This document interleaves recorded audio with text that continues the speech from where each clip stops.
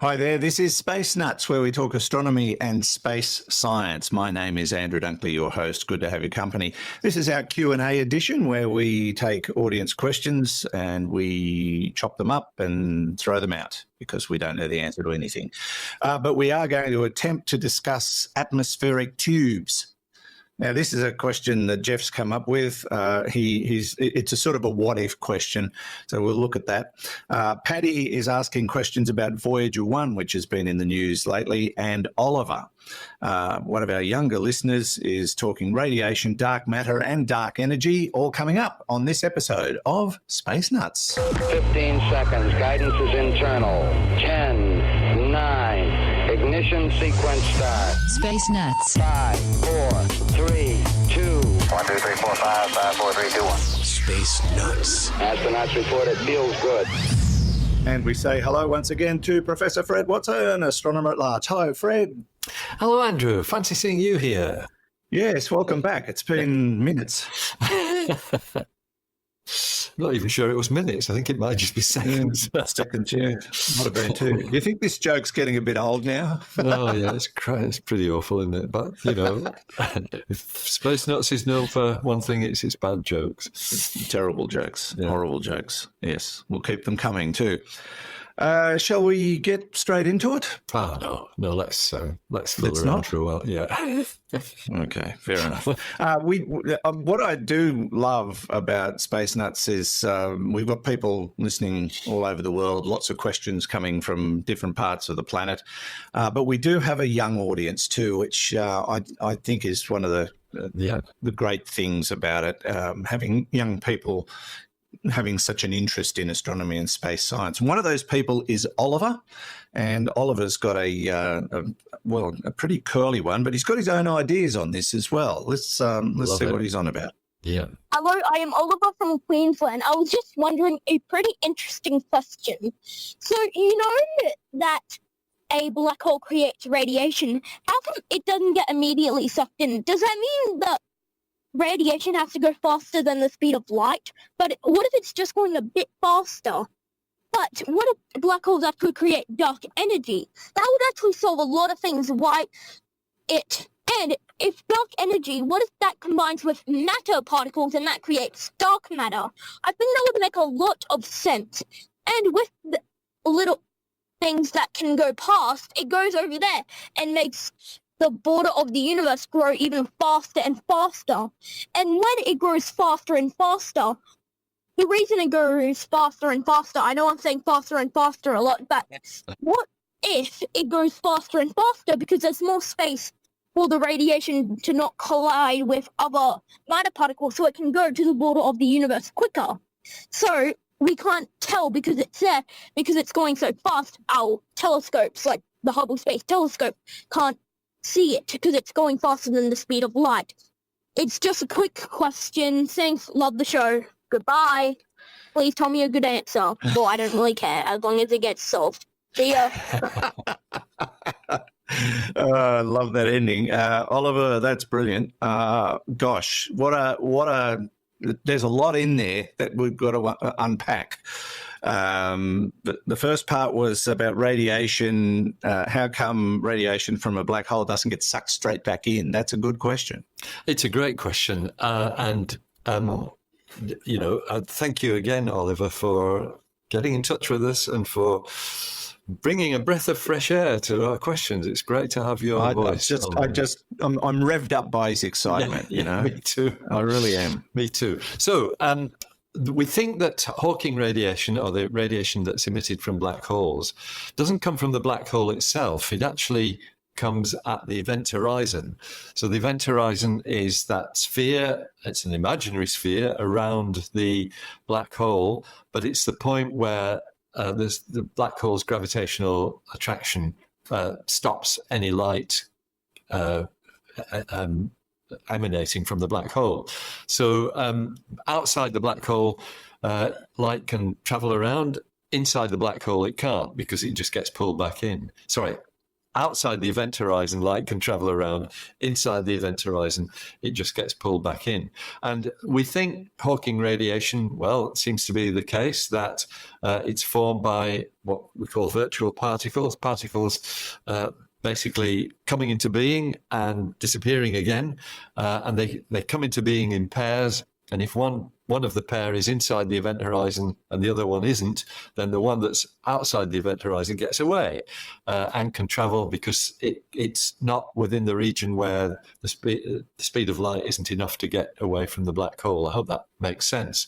But that's why the Hawking radiation doesn't just get pulled back in, and it is electromagnetic radiation. It is a mixture of the different wavelengths. It's probably pretty low energy, and we have never detected it, but the theoretical basis is sound enough that we are pretty sure that it exists. Okay, and it's what leads, by the way, to the evaporation of black holes. It's an energy loss from black holes that over billions, many billions, perhaps tens of billions of years, the black hole will evaporate and disappear. Okay. Sorry, Andrew. Sorry. So that's one part of his question. Yes. He goes on to ask about a black hole being the reason that dark energy exists. Now, there are some theories and studies going on that suggest this. That's right. We've covered that. And I keep meaning to relook at that paper just to work out what the mechanism is. But there is certainly a view. If I remember rightly, was it Japanese scientists who postulated this? I can't remember. We should look back at it and perhaps do it in a bit more detail sometime. But yes, there was this view that perhaps phenomena taking place within black holes are what lead to the dark energy of the universe. The only issue with that comes to my mind is that we believe, and the evidence seems to be, that the dark energy of the universe is totally uniform, that it's the same everywhere. And if it was something to do with black holes, you might think it would be a bit bumpy, where the more black holes you've got in one part of space, the more dark energy you've got, but that doesn't seem to be the case. So I do need to look at that again, Andrew. Look at that theory again. But see, therein lies the problem with dark energy. We keep coming up with new theories, new ideas, new problems associated with those new theories and new ideas, and it just keeps going around and around and around. In our last episode, there was the question came up as to how the galaxies and galaxy clusters can possibly exist as they are if there isn't a dark matter halo big enough to cover it. So have we got our thinking wrong? Well, I don't know. And then Oliver goes on to ask if dark energy could, as it moves through the universe, affect particles and become dark matter. Could there be a relationship between the two, even though by name they're not actually very accurate or much of a relationship at all? Their names they're both called dark something, and that's probably where the similarity ends. Yes, that's what I'm getting at. They're very different in their nature. And yes, it's a good point.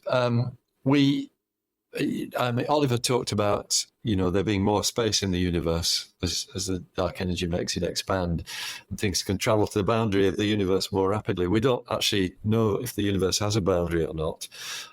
We suspect it may not have. It may be infinite. The boundary that we can see is a horizon, the cosmic microwave background radiation, which is what blocks our view beyond, so that we don't see the more distant regions of the universe. The universe might be very big indeed. The bit that we can see might be quite small in comparison.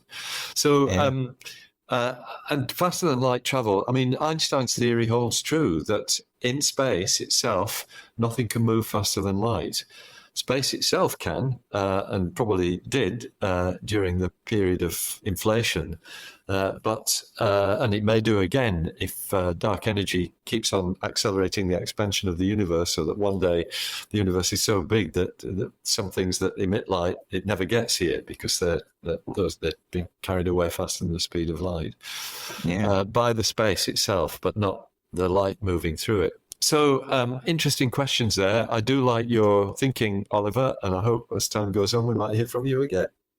Oh, that'd be lovely. Oliver, thanks very much for getting in touch with us. And yes, don't lose that youthful enthusiasm ever, because it is such a ray of light. And I really appreciate hearing from you. This is Space Nuts. Andrew Dunkley here with Professor Fred Watson. Roger, you're loud and clear here also. Space Nuts. Now, Fred, to a text question that came in from Paddy. Hi, guys. Thanks for answering my last question about the end of life. I remember that one. Yeah, thanks, Paddy. So here's a more boring one, or four. After Voyager 1's recent drama, what is a cosmic ray and how come it affects Voyager and not computers on Earth? Did NASA have to get people out of retirement to reprogram the 70s computer? And he's made a reference to the movie The Martian, where they had to do that for the Pathfinder mission that they had to reinvent during that show. 3, how can NASA hear such a weak signal?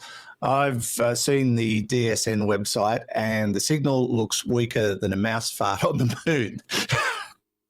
He's got a great turn of phrase, hasn't he? It's a technical term, that. Yeah, it is. I know we can shout really loud to Voyager, but the return signal is so weak. 4, will New Horizons ever overtake Voyager, given it's smaller and launched on a bigger rocket? I think that's more than 4, but that's a full episode covered. Thanks again, guys. Paddy from rainy Northern Ireland, home of the Amar Observatory, where at the age of 8 his interest in space began. Now a granddad, so it wasn't yesterday. Paddy.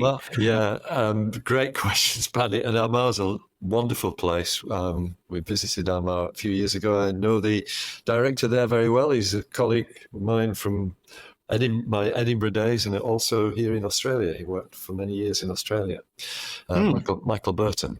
So let's go to the beginning. We've got a list of 4 here.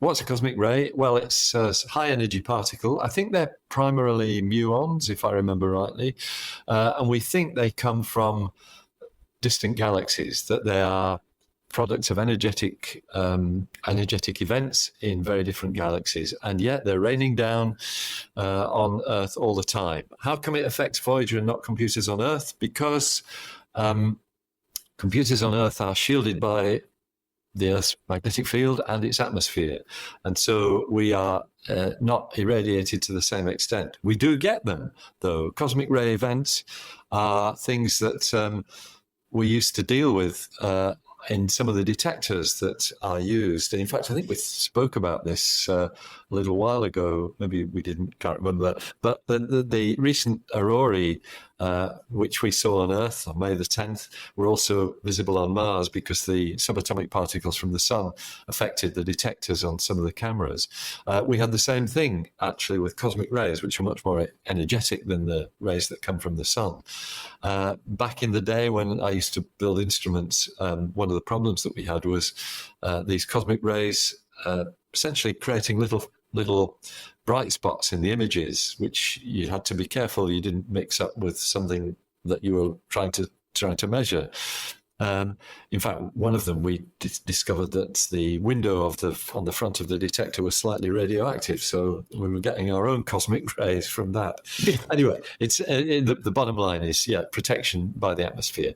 Did NASA have to get people out of retirement to reprogram the 70s computer? Oh, probably. It happens to us a lot. We, certainly the Australian Astronomical Observatory, where I used to be astronomer in charge, that's a long-lived observatory, celebrates its 50th anniversary this year, and so some of the original programmers are still around. They're retired, but they are occasionally called in when there are problems. So it almost certainly happened with NASA too. How can NASA hear such a weak signal? Well, big dishes. Big ears. Very big ears. Big ears, that's right. The Deep Space Network website will tell you that the Tidbinbilla and the Goldstone and the Madrid stations all have very big detectors, very big radio telescopes that can pick up that really weak signal. Number 4 of Paddy's questions: will New Horizons ever overtake Voyager, given it's smaller and launched on a big rocket? And the answer is no. You can very easily find the numbers on the Heavens Above website. They've got a page on spacecraft leaving the solar system, and the first thing you see is that the one that's going fastest is Voyager 1 at 16.933 kilometers per second relative to the Sun at present. New Horizons, on the other hand, 13.675 kilometers per second, so slower and not as far away. So Voyager 1 is always going to be the most distant object, the most distant human-made object. It will always have that status. Unless it hits something and New Horizons doesn't. And, well, the odds of, you never know. It might hit something. My guess is it'll go on forever because space is so big. Yeah, maybe. Might get captured by It's further down the street to the chemist, but it's yes, big. That's right. Space is big. That's right. And what was there? Was there another one? No, I think Ross's that's it. page. Is that it? That's it. Yes. Thank you, Paddy.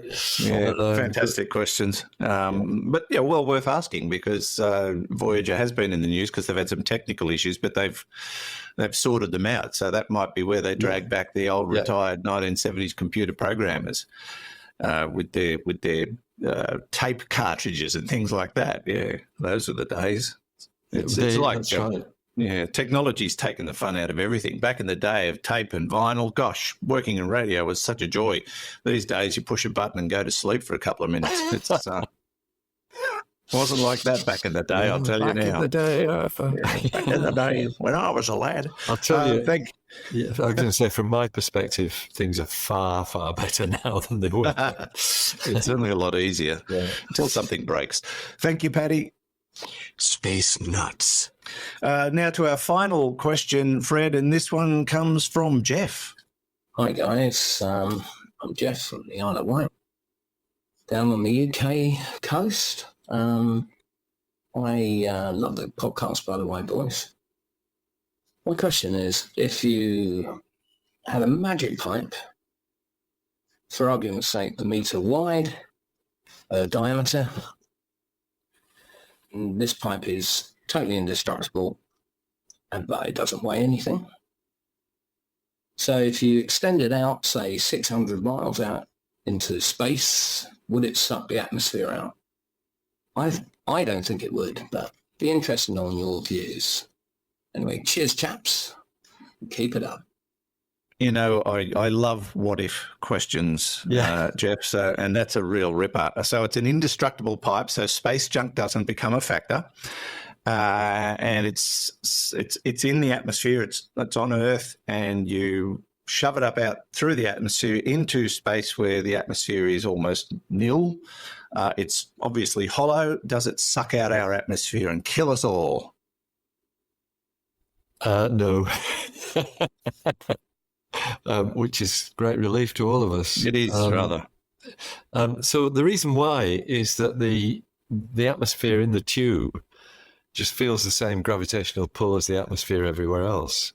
So the pressure at the bottom of the tube is always going to be the same effectively as the atmospheric pressure. It might vary slightly. If the tube is sealed so that you can't get leakage of air in at the bottom, then it won't be subject to quite the same atmospheric pressure changes that the outer atmosphere does. But it basically is still the atmosphere, and it's still bound by the gravity of the Earth. So, it won't leak away. So it won't have any effect at all. You can't even roll Jaffas down. So if you're thinking about checking that out, building a tube from the Isle of Wight up to 600 kilometres, don't worry, it's not going to leak away. It'll be a big chimney. Yeah. That would be but the smoke would eventually back up, wouldn't it? It wouldn't get out into space. Well, if it was a chimney, that's correct. It would do what it does on Earth. It would just continue to rise as long as it was warm, and then it would just contribute to the general mass of the atmosphere in the tube. Yeah. Indeed. All right. So you were right, Geoff. You didn't even need to ask the question because you knew the answer, but that's okay. I love these types of questions, the what-if questions. By the way, if you do have a question for us, don't forget to visit our website where you can click on the AMA link and send us a text or audio question, or click on the Send Us Your Questions button on the right-hand side of our homepage where you can leave an audio question. Don't forget to tell us who you are and where you're from. We really do love to know where you're at. And while you're listening to us on your preferred podcast platform, please leave a review. That'll be doing us a wonderful favour. Apparently, reviews make a huge difference to the state of dark matter in the universe, or the dark matter on the internet, for that matter. Boom, boom. Yeah, we love your reviews. We really appreciate them. And Fred, and thanks to Geoff, Paddy and Oliver for contributing today. Keep the questions coming. Fred, we're done for another day. Thank you so much. Sounds great, Andrew. And we'll catch up again soon, I hope. I hope so too. Yes. Maybe today. Maybe tomorrow. Who knows? Maybe next week. Yeah. See you then. Fred Watson, astronomer at large, and Hugh in the studio doing what Hugh does best, and we don't know what that is. And from me, Andrew Dunkley, thanks for your company. Catch you next time on another episode of Space Nuts. Bye-bye. Space Nuts. You've been listening to the Space Nuts podcast. Mission complete, Houston. Available at Apple Podcasts, Spotify, iHeartRadio, or your favorite podcast player. You can also stream on demand at bytes.com. This has been another quality podcast production from bytes.com.